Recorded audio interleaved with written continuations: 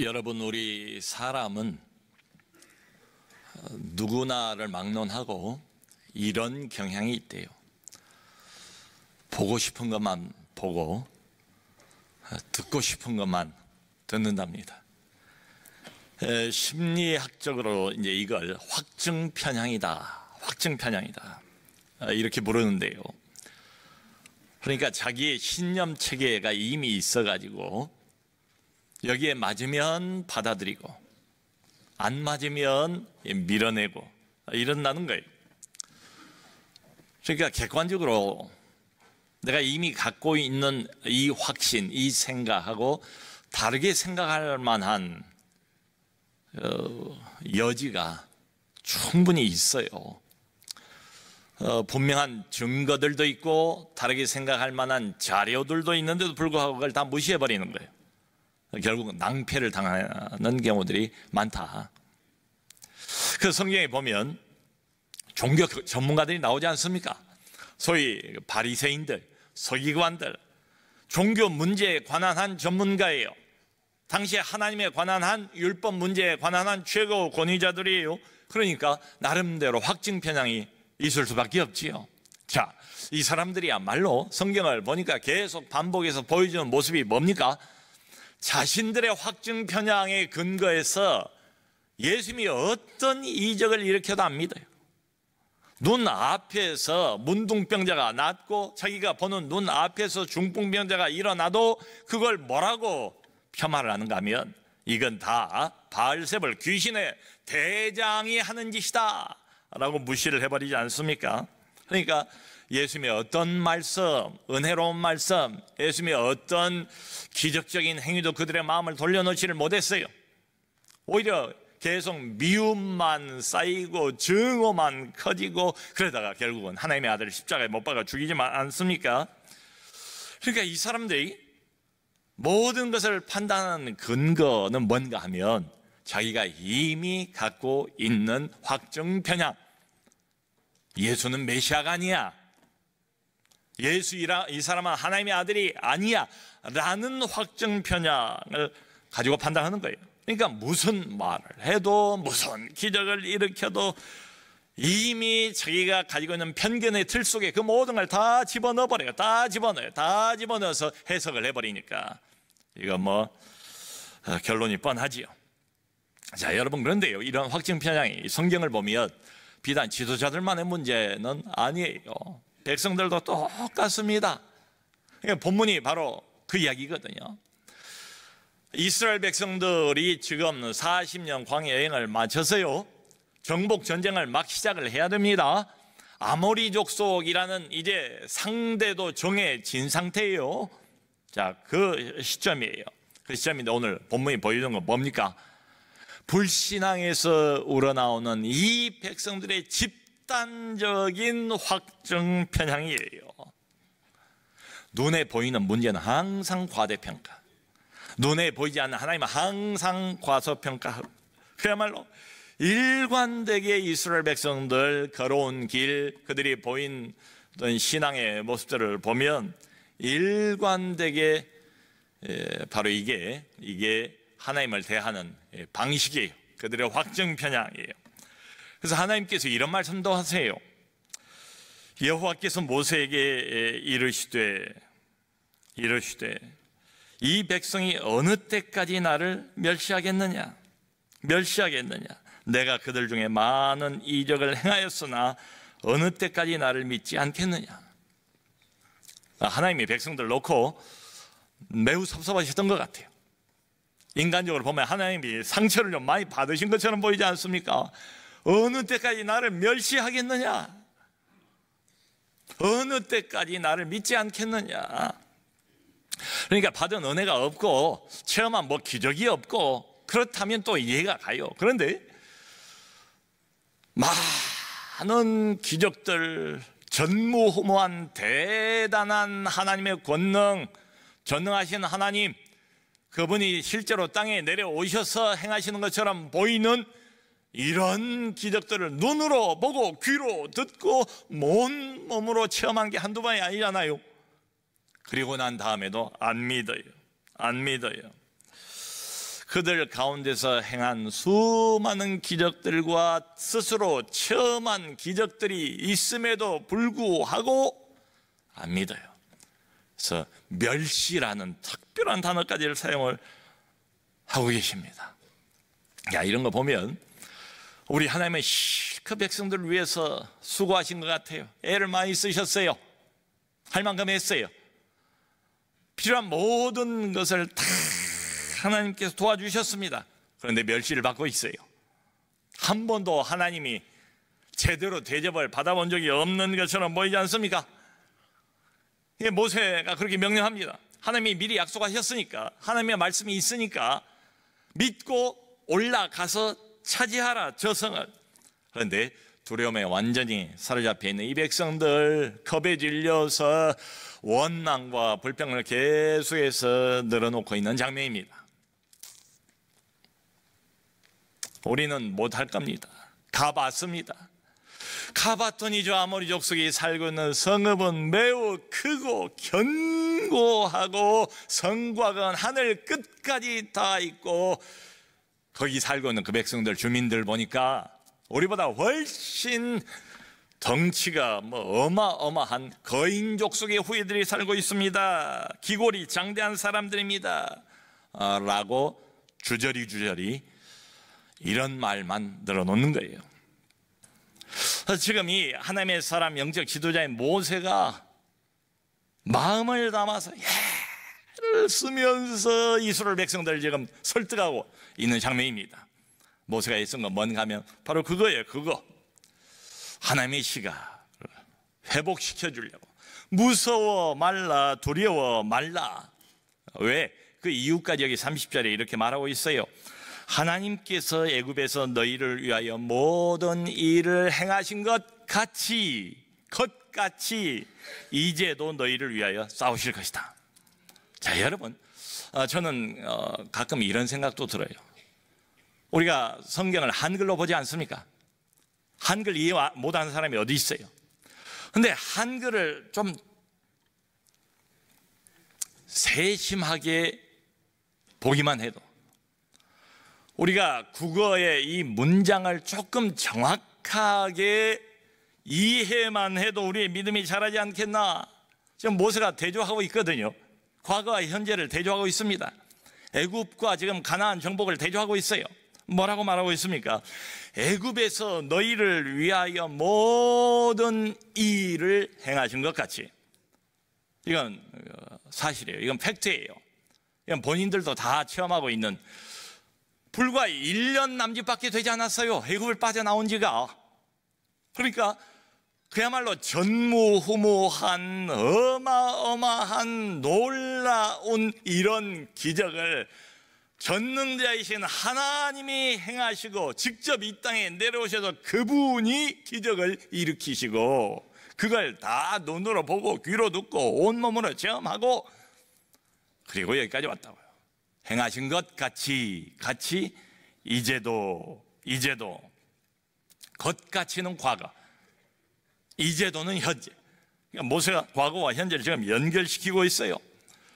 자, 여러분들이요, 하나님의 백성들이요, 불과 1년쯤 전에 하나님께서 여러분들을 애굽에서 끄집어내기 위해서 어떤 일을 행하셨는가? 여러분들이 다 보고 듣지 않았습니까? 여러분들이 온몸으로 체험하지 않았습니까? 한두 사람입니까? 우리 모두가 그것을 함께 체험하면서 홍해를 마른 땅처럼 건너오지 않았습니까? 그럼 매일매일 만나와 그리고 물을 하나님이 주시지 않았습니까? 과거에 하나님께서 하셨던 일을 생각하면 자연스러운 결론에 도달할 수밖에 없다는 거예요. 동일하신 하나님이라는 거예요. 동일하신 하나님이 이제도, 지금도 우리를 위해서 일하시는 하나님. 지금 우리가 아모리 족속하고 싸워야 하는 이 과제를 가지고 있지만 지금도 우리를 위해서 싸우실 거라는 거예요. 우리 하나님이. 근데 나름의 확증 편향에 깊이 빠져있는 이 하나님의 백성들, 이 별 볼 일 없는 공동체, 영적인 공동체일지는 몰라도 메뚜기 영성에 불과한 영성에 빌빌거리고 있는 이 하나님 백성들의 공동체, 이 사람들은 어떻게 생각하는가 하면 과거는 과거일 뿐 현재는 현재다. 다르다. 둘을 분리시키고 있습니다. 둘 사이의 연결고리를 찾지를 못해요. 그건 애굽에서의 일이고 지금은 가나안 정복전쟁이고 사안이 다르지 않은가? 이슈가 다르지 않은가? 문제가 다르지 않은가? 그러므로 이 문제, 새로운 문제를 놓고 우리가 끙끙대며 걱정하는 건 마땅하지 않는가? 이렇게 생각을 한다는 거예요. 자, 여러분, 우리가 은혜를 안 받은 게 아니에요. 기적이 없는 게 아니에요. 은혜도 체험하고 기적도 우리가 체험을 했습니다. 그럼에도 불구하고 지도 기도 신앙이 안 자라는 이유가 바로 여기에 있습니다. 은혜는 받았어요. 체험을 했어요. 온몸으로 기적을 체험을 했습니다. 그런데 그 체험에서 아무것도 얻지를 못해요. 과거에서 충분히 배우지를 못해요.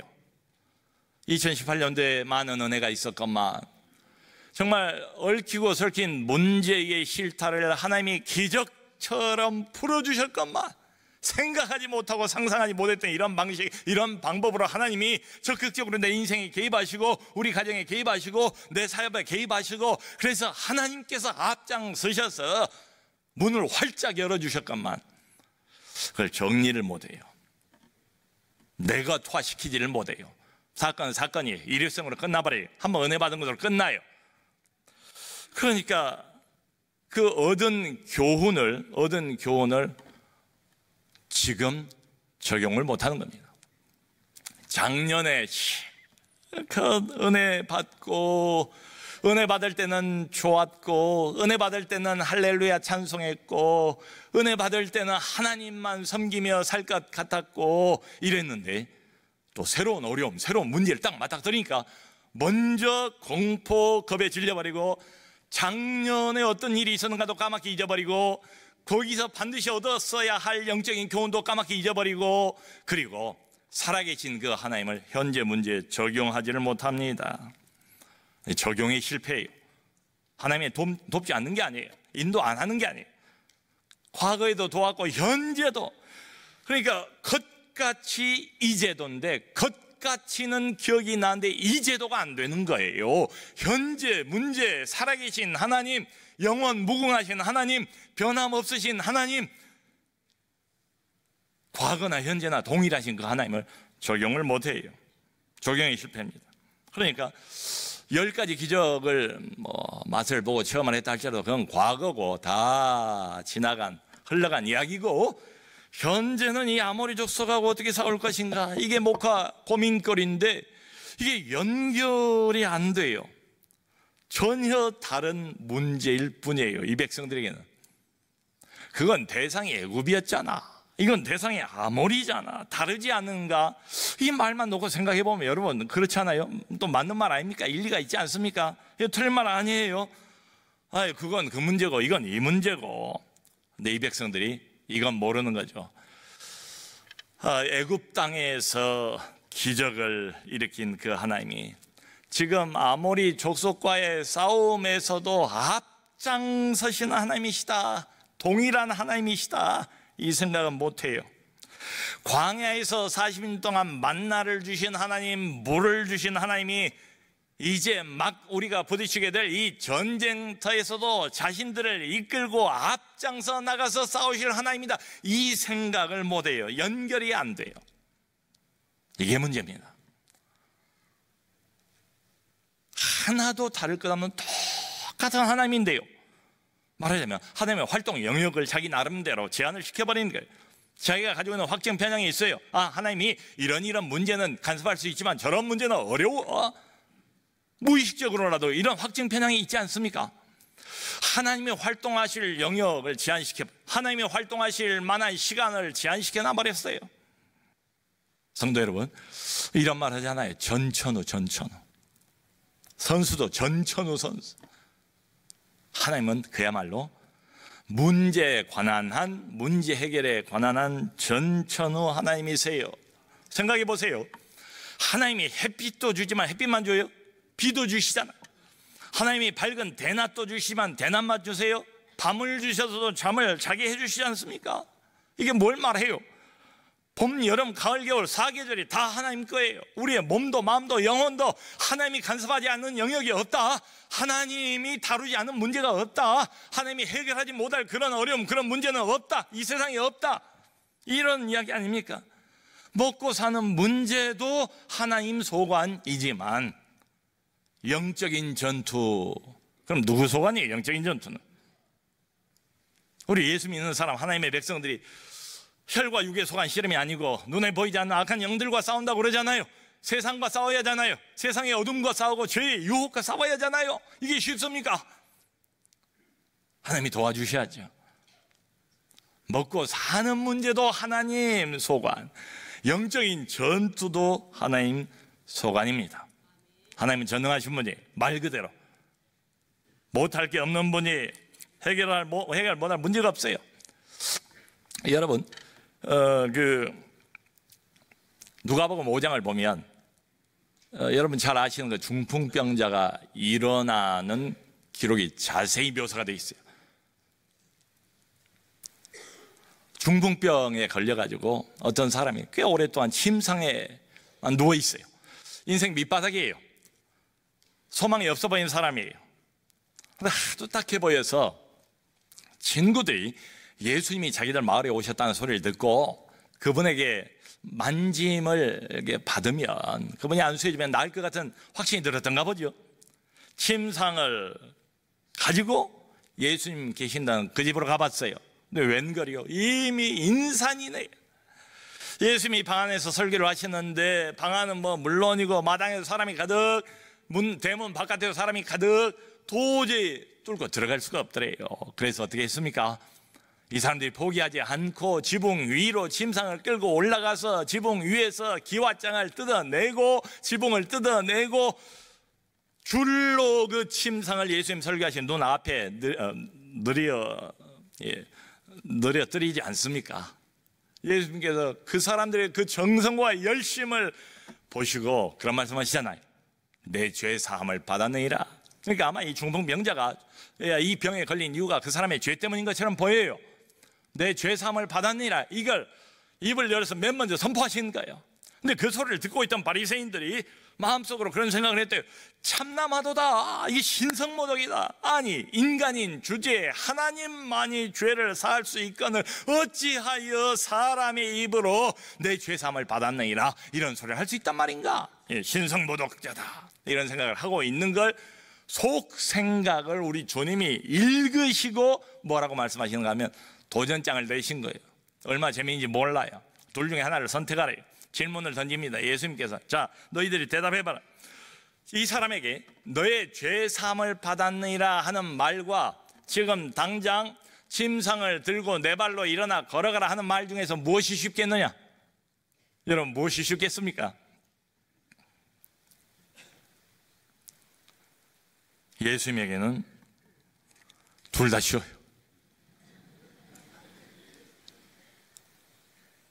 이분은 하나님과 그 본체가, 본질이, 그 영광, 능력 동등하신 분이에요. 말씀 한마디로 바람과 파도를 잠잠케 하신 분 아닙니까? 물을 포도주로 만드신 분 아닙니까? 죽은 나사로를 살려내신 분 아닙니까? 이분에게 불가능한 게 어디가 있어요? 하나님께는 어떤 문제도 문제가 아니에요. 어떤 문제도 쉬워요. 둘 중에 하나 선택해라. 우리가 볼 때 어렵고 우리가 볼 때 그냥 겁에 질려 부들부들 떨고 우리가 볼 때 도저히 감당 못할 인간의 눈, 메뚜기의 눈으로 바라보면, 내가 가지고 있는 믿음 없는 불신앙의 확증 편향을 가지고 바라보면 언제나 우리는 떨 수밖에 없죠. 공포에 질릴 수밖에 없죠. 우리 하나님께는 문제가 아니다. 자, 그러면 여러분, 우리가 새해를 시작하면서 꼭 마음속에 담아야 되는 두 단어, 하나로 묶여있는 단어가 있다면 무엇이 이 말입니다. 것같이 이제도. 작년도에 하나님이 너희를 버리셨더냐? 작년도에 하나님께서 그 어려움 가운데서 너희가 죽도록 내버려 두셨더냐? 간섭하지 않으셨더냐? 아무런 은혜도 못 받았더냐? 그러지 않지 않았습니까?